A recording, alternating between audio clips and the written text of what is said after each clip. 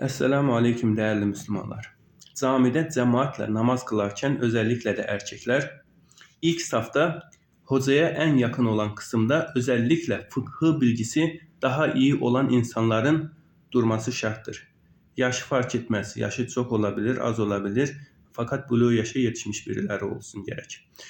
Neden? Çünkü eğer olur da imamın, hocanın abdesti bozular veya eceli tamam olarsa kaldığı yerden ilk saftan en yakın kısımdan birisinin sağ ayağını atarak mihraba geçip de kaldığı yerden namazı devam ettirmesi gerekmektedir.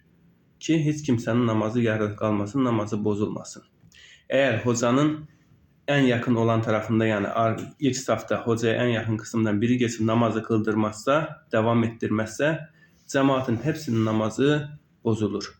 Tekrardan baştan eda etmeleri gerekmekte olur. Bu yüzden ilk safta hocaya en yakın kısımda fıkhı bilgisi daha iyi olan insanların durması lazımdır. Evet değerli Müslümanlar, Allah'a emanet olun, selametle kalın velhamdülillahi Rabbil Alemin.